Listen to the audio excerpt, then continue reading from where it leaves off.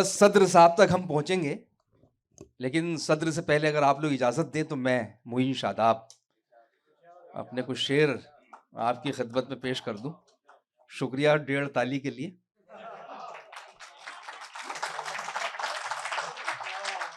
कमर अब्बास साहब आगे आ जाओ यार, दीवाने आम में, आप तो दीवाने खास में हैं। आगे। अच्छा अच्छा ठीक है। तो मुकेश आलम साहब हमारे दोस्त सदारत फरमा रहे हैं। रुचि साहिबा को एक बार फिर मुबारकबाद। बहुत अच्छी शायरी पढ़ी गई शुरू से, निवेश से लेकर, और ये सिलसिला जो हमने निवेश किया था ये मुकेश आलम की शक्ल में बरामद होगा।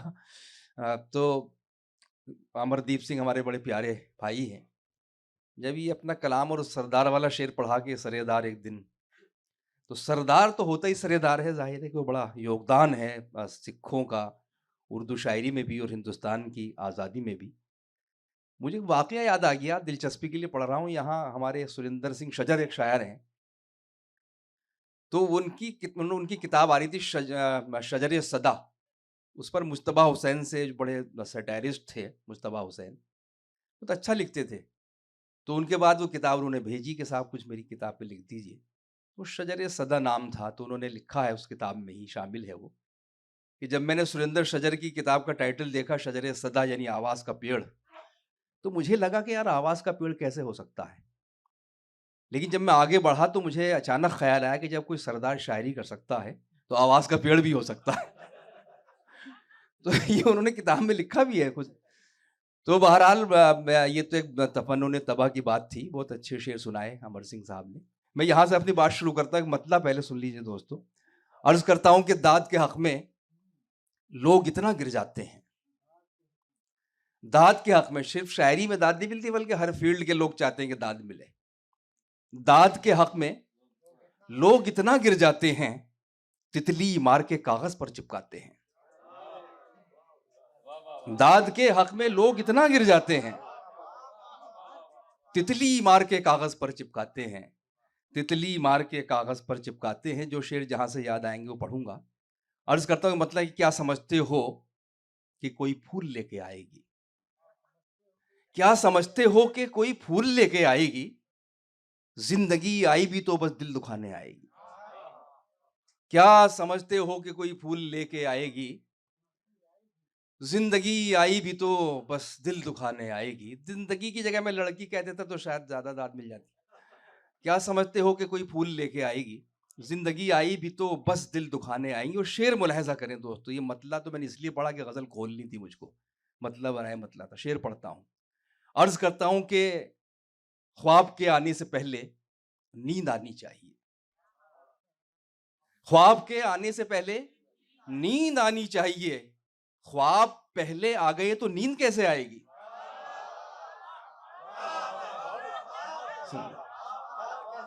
ख्वाब के आने से पहले नींद आनी चाहिए। बहुत शुक्रिया। ख्वाब पहले आ गए तो नींद कैसे आएगी? ख्वाब पहले आ गए तो नींद कैसे आएगी? एक मतला और शेर और पढ़ता हूं। अर्ज, हाँ एक शेर इसका भूल गया, वो भी सुन लीजिए। अर्ज करता हूं कि ख्वाब के आने से पहले नींद आनी चाहिए। ख्वाब पहले आ गए तो नींद कैसे आएगी? और शेर ये है कि दो बदन यकजान होने से भला रोकेगा कौन? दो बदन यकजान होने से भला रोकेगा कौन? एक अंदेशा है लेकिन रूह आड़े आएगी। एक अंदेशा है लेकिन रूह आड़े आएगी। एक बड़ा पुराना मतलब पढ़ रहा हूं कि दर्द को दिल से निकलने का बहाना मिल जाए। दर्द को दिल से निकलने का बहाना मिल जाए। खुल के रो लूं जो मुझे भी कोई शाना मिल जाए। क्या बात है। दर्द को दिल से निकलने का बहाना मिल जाए। खुल के रो लूं जो मुझे भी कोई शाना मिल जाए। और शेर मुलाहिजा करें, बड़ा पुराना मजमून हमारे उस्ताद ने इस्तेमाल किया, मैंने भी इस्तेमाल किया कर लिया है। खुल के रो लूं जो मुझे भी कोई शाना मिल जाए।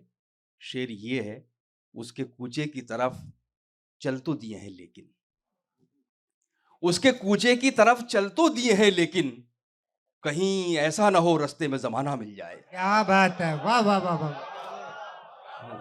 वाह वाह। दर्द को दिल से निकलने का बहाना मिल जाए। खुल के रो लूं जो मुझे भी कोई शाना मिल जाए। उसके कूचे की तरफ चल तो दिए हैं लेकिन, कहीं ऐसा ना हो रास्ते में जमाना मिल वाह जाए। वाह। एक शेर सुनाता हूं, उससे पहले मतला सुन लीजिए। अर्ज किया है कि टूट जाएंगे, बिखर जाएंगे, मर जाएंगे। टूट जाएंगे, बिखर जाएंगे, मर जाएंगे, जीस्त का मार्का सर करके मगर जाएंगे। क्या बात है। टूट जाएंगे, बिखर जाएंगे, मर जाएंगे, जीस्त का मार्का सर करके मगर जाएंगे। और शेर मुलाहिजा करें, जीस का मार्का सर करके मगर जाएंगे, सोजे जां बन गया इजहारे मोहब्बत का सवाल। सोजे जां बन गया इजहारे मोहब्बत का सवाल, आज इस काम को निपटा के ही घर जाएंगे। क्या बात है। वाह वाह वाह वाह वाह वाह वाह वाह वाह वाह वाह। सोजे जां बन गया इजहारे मोहब्बत का सवाल, आज इस काम को निपटा के ही घर जाएंगे। आज इस काम को निपटा के ही घर जाएंगे, जब लेके हथेली पर हम जान निकलते हैं। वाह। जब लेके हथेली पर हम जान निकलते हैं, जुल्मत में उजालों के इम्कान निकलते हैं। क्या बात है। वाह वाह वाह। जुल्मत में उजालों के इम्कान निकलते हैं। और ख़ास तौर से ये शेर आपकी खिदमत में पेश कर रहा हूँ। जुल्मत में उजालों के इम्कान निकलते हैं, फिर लेके हिसाबे दिल पछताना पड़ा उसको। फिर लेके हिसाबे दिल पछताना पड़ा उसको, कुछ उस पे हमारे ही एहसान निकलते हैं। क्या बात है। वाह वाह वाह। फिर लेके हिसाबे दिल पछताना पड़ा उसको, कुछ उस पे हमारे ही एहसान निकलते हैं। ये शहर रहा होगा शाइस्ता मिजाजों का, वाह। ये शहर रहा होगा शाइस्ता मिजाजों का। रमन साहब, ये शहर रहा होगा शाइस्ता मिजाजों का, इस शहर के मलबे से गुलदान निकलते हैं। क्या बात है। वाह वाह वाह वाह। ये शहर रहा होगा शाइस्ता मिजाजों का। और शुक्रिया। ये शहर रहा होगा शाइस्ता मिजाजों का, इस शहर के मलबे से गुलदान निकलते हैं। इस शहर के मलबे से गुलदान निकलते हैं। एक छोटी छोटी दो गजलों के बस शेर और पढ़ रहा हूं आखिर में। अर्ज करता हूं कि फिर इंतशार इसी इन्हिमाक से आया, फिर इंतशार इसी इन्हिमाक से आया, किसी का भूला तसव्वुर छपाक से आया। फिर इंतशार इंतशार आ गया, देखिए। फिर इंतशार इसी इन्हिमाक से आया, किसी का भूला तसव्वुर छपाक से आया। शेर मुलाहिजा करें कि बुलाया हमने तो आया न मिन्नतों से भी। बुलाया हमने तो आया न मिन्नतों से भी, जो खुद को काम पड़ा तो झपाक से आया।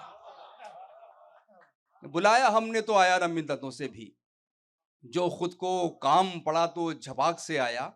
अब दो शेर में पढ़ रहा हूं, आपकी बहुत खूबसूरत समातों की नजर कर रहा हूं। अर्ज करता हूं कि वो आसमानों से उतरे तो हम बताएं उन्हें, वो आसमानों से उतरे तो हम बताएं उन्हें, बुलंदियों का हुनर हमको खाक से आया। वो आसमानों से उतरे तो हम बताएं उन्हें, बुलंदियों का हुनर हमको खाक से आया। और ये शेर आप सब लोगों की नजर है, सब हम ज़ाहिर के शायरी से जुड़े लोग, फाइन आर्ट से जुड़े लोग। दीवानगी मांगती है हर चीज। दुनिया में सारे बड़े काम जो हैं वो पढ़े लिखे लोगों ने नहीं कि दीवानों ने किए। अक्ल वाला तो सोचता रह जाता है कितना फायदा कितना नुकसान है, लेकिन जो दीवाने होते हैं वो बड़े काम करते हैं। अर्ज करता हूँ वो आसमानों से उतरे तो हम बताएं उन्हें, बुलंदियों का हुनर हमको खाक से आया।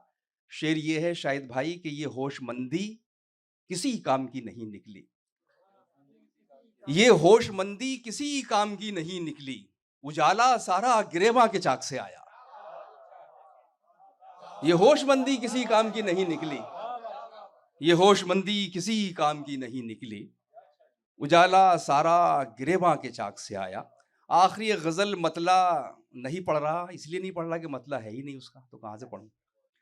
तो शेर यहां से पढ़ता हूं, हालांकि मतले के बगैर गजल कुछ अजीब सी लगती है, लेकिन संभाल लीजिएगा यहीं से।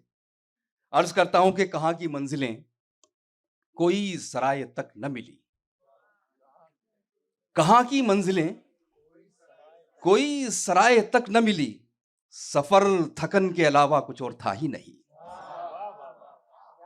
कहां की मंजिलें, बहुत शुक्रिया आपने शेर संभाला। कहां की मंजिलें कोई सराय तक न मिली, सफर थकन के अलावा कुछ और था ही नहीं। और शेर मुलाहिजा करें दोस्तों, सफर थकन के अलावा कुछ और था ही नहीं, तलाशी ली गई जब भी मेरी समात की, तलाशी ली गई जब भी मेरी समात की, तेरे सुखन के अलावा कुछ और था ही नहीं। तलाशी ली गई जब भी मेरी समात की, तेरे सुखन के अलावा कुछ और था ही नहीं। न नींद थी न कोई ख्वाब मेरे बिस्तर पर, न नींद थी न कोई ख्वाब मेरे बिस्तर पर, बस एक शिकन के अलावा कुछ और था ही नहीं। न नींद थी न कोई ख्वाब मेरे बिस्तर पर, बस एक शिकन के अलावा कुछ और था ही नहीं। और ये शेर शायद कन्वे हो जाए आप तक। हंसी नहीं था पर उसको हसीन लगता था। हसीन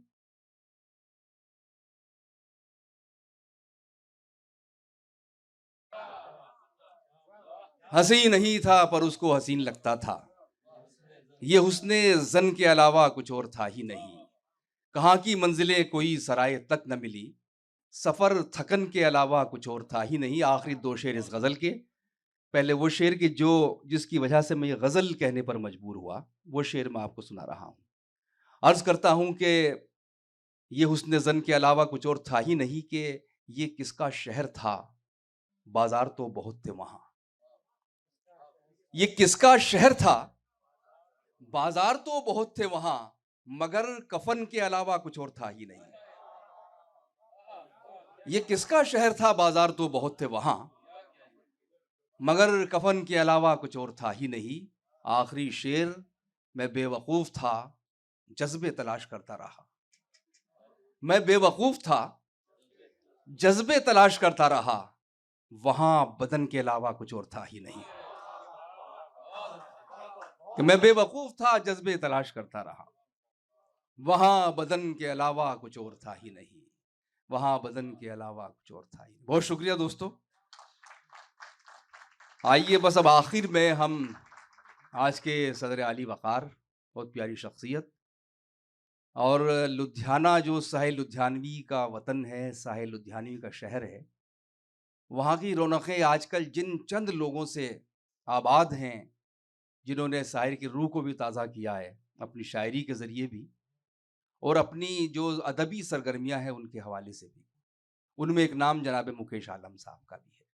मुकेश आलम साहब बहुत अच्छे शायर, और वहाँ की जो तहज़ीबी और अदबी सरगर्मियाँ हैं उसको उन्होंने न सिर्फ से लुधियाना बल्कि पूरे पंजाब में, उसके आसपास, उनके दम से वहाँ अदब और शायरी के चिराग रोशन हैं। तो आइए वो अदब के साथ उनसे गुजारिश करें। उनके बहुत से अशार हैं जो मैं सुना सकता हूँ।